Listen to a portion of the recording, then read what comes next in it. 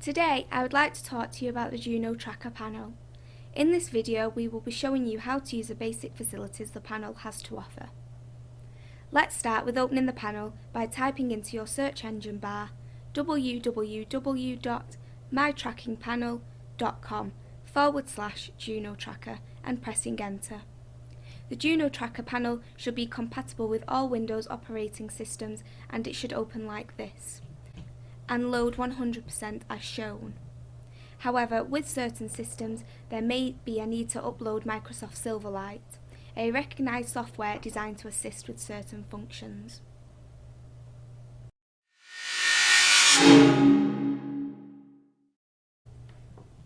As you can see, we now have a device ID box. This is your login, details of which you will be able to obtain from your security team or management. For our example today, we will be using YouTube as our account login. Thereafter, we have a password box, and again this should be obtained from your security team or management. Once successful, the panel will open and you will see this.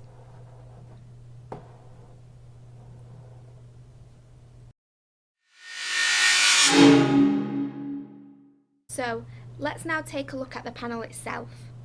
As you can see, we have a standard map with the current device shown in the centre. This panel currently only has one tracker attached to it. Within the map, you will see on the top left there is an option to change it to a satellite or aerial view. Click it again and it turns back to the map view.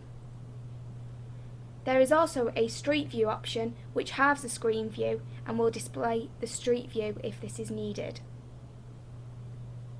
Along the left hand side of the map, you will see a sliding scale which allows you to zoom in and zoom out as necessary.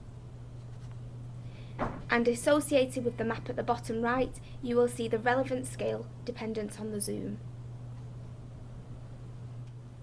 Along the left hand margin, you will see the tracker drop down box.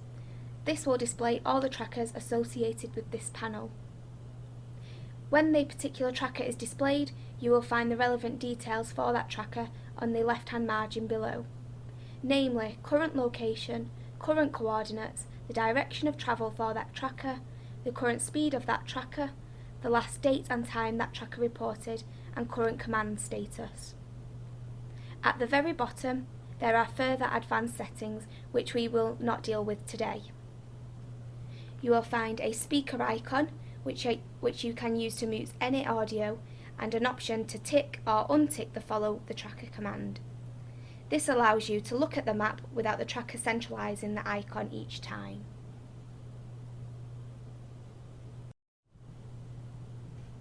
Along the right hand margin, you will find the current battery status, GPS status, and a number of indicators that display further device settings, namely whether the device is on or off, whether the zones are on or off, whether the alarm is on or off, the current charging status, and the device battery status. Your tracker has a motion sensor and you can set that motion alert with the button shown. At the very bottom, you will see a subscription period and the number of days left remaining on that subscription is shown just above it. Along the top of the panel, you will see a series of buttons. View All will display all trackers associated with this panel.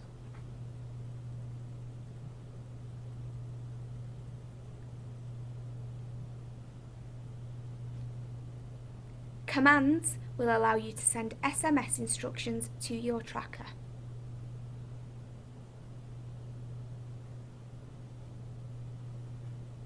Admin allows you to change a number of settings and personalise your device.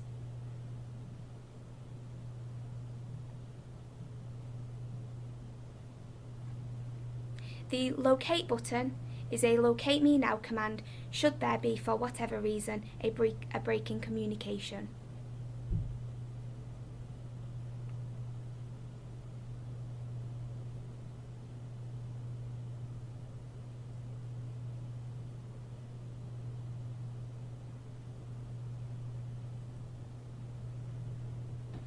The Zones button allows you to create your own safety zones or geofence specific to your panel.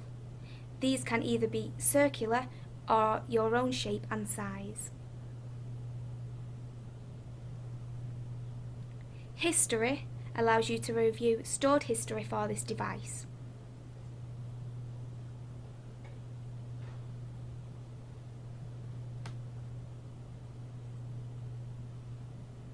And Find allows you to search for any place on your map.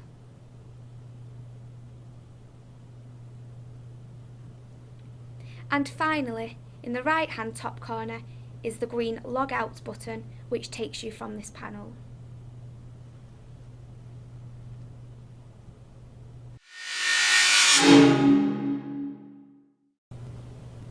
Let's now add some personal details to our tracker. Clicking on Admin, you will see we can rename the tracker. You will see we can also add contact numbers to this tracker using the 4 boxes below. As you can see in the example, the contact numbers need to be preceded with the international code +44. If you wish, you may change your login or change your password. However, I would suggest not doing this unless you consult with your security team or management. We would suggest if you are going to set a battery warning message, you make this around 20%.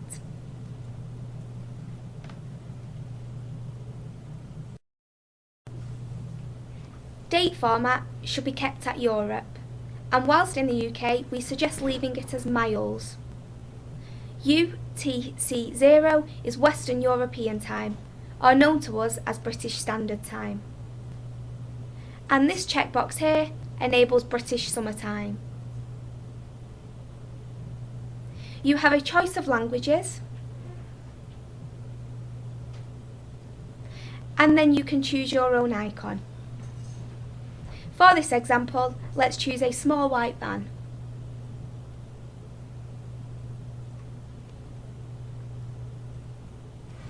Finally, you'll notice the Track from your phone button.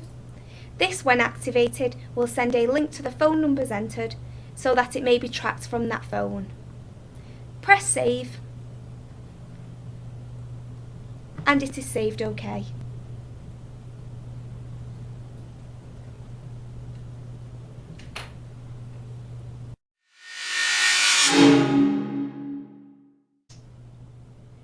Before we send our driver on his tour, let's create some zones, ring fences or geofences, however you would like to call them. Let's start where our white van is now located. Pressing Zones, Add Zone, we can now create a circle around the vehicle. This can be adjusted to size dependent on the need. You can name the zone,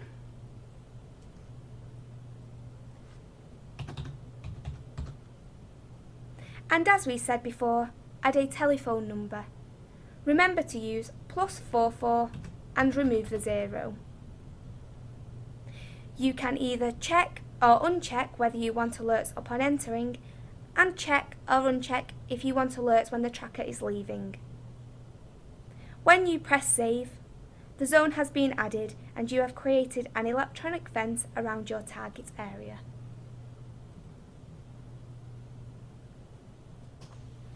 Let's now take a look at a polygon zone. Now, let's say you have a specific area you do or do not want your driver to enter. You can create zones to suit all manner purposes.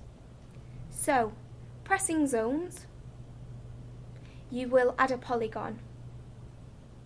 With the click of a mouse, you can square off areas tailored to suit your specific needs.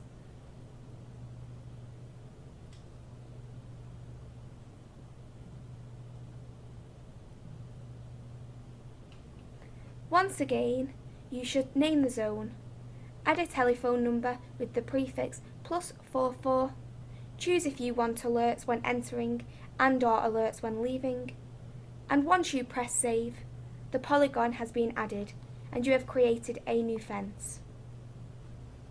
As you can see, the safety zones are shown and these can be displayed whenever you press the Zones button.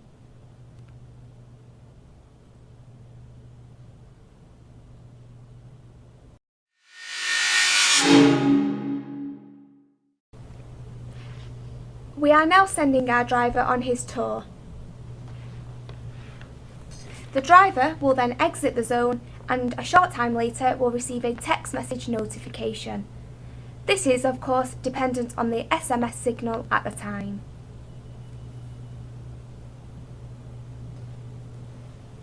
Whilst our driver is heading off for his first stop, let's take a little look at commands. As you can see, this tracker is currently reporting once every 60 seconds. We will reduce it down to once every 10 seconds. As you can see, it is a simple task. Press commands. Press report every 10 seconds. Press send. Receive the confirmation the SMS has sent.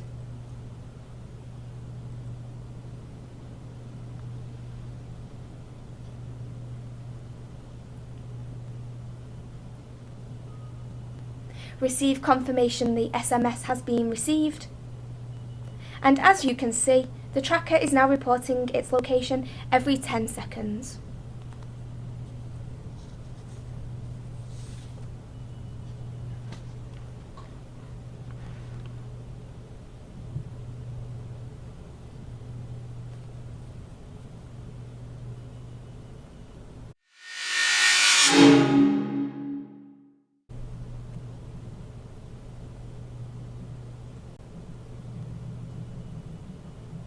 At this point, the driver has deviated from his tour and entered an area which we earlier deemed restricted, which we have ring-fenced as services, for which we have received notification. Of course, these ring fences, geofences or safety zones can be used for a variety of purposes.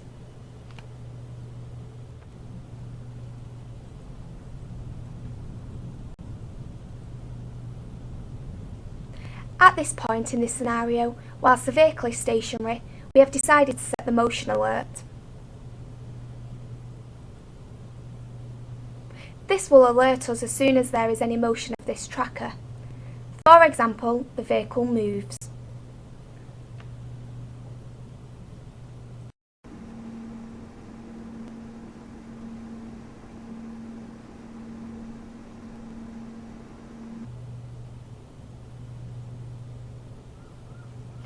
As you can see, the motion alert has warned us and believe the vehicle is moving off imminently.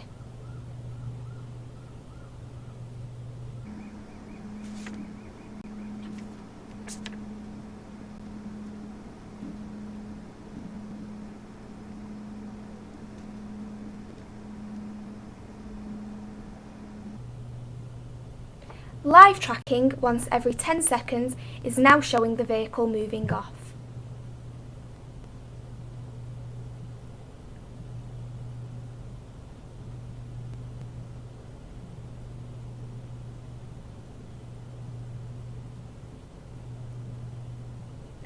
As the vehicle leaves the zone, it has again activated and a text message notification has been sent. We will monitor our driver at this point and let's see what he gets up to.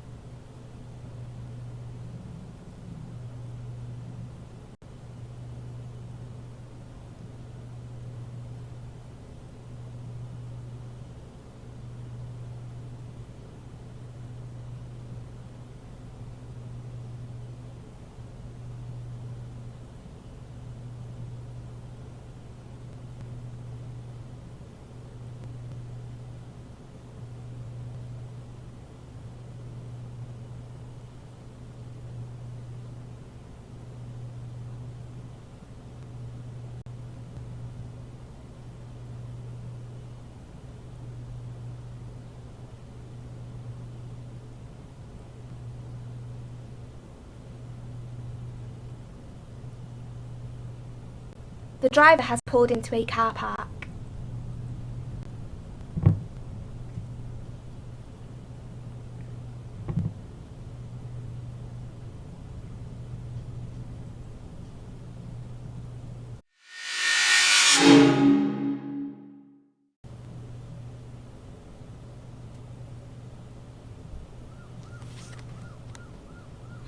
The panic attack has now been activated.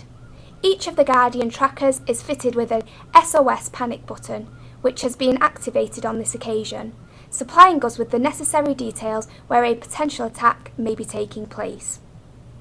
At this point, please follow your company's standing operating procedure with regards to panic attack activations.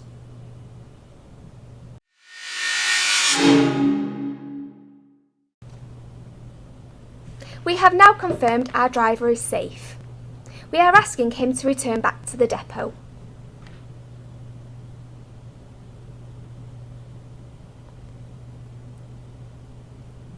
As you can see, the vehicle is being live tracked.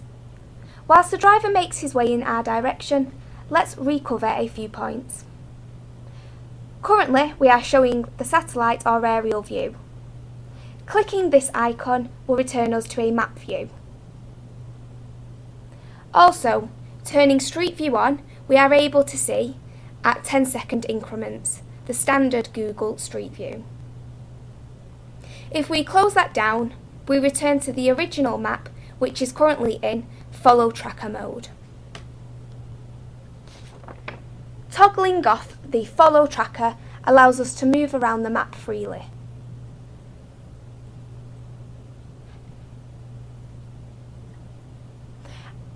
And to bring it to a close, we will reduce the reporting time to once every 30 seconds.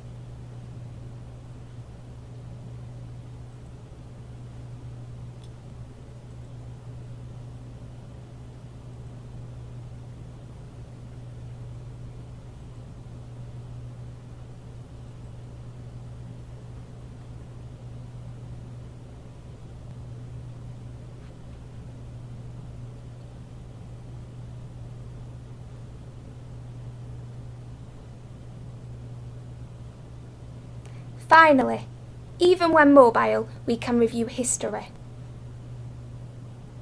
We can enter specific dates and times we would like to review.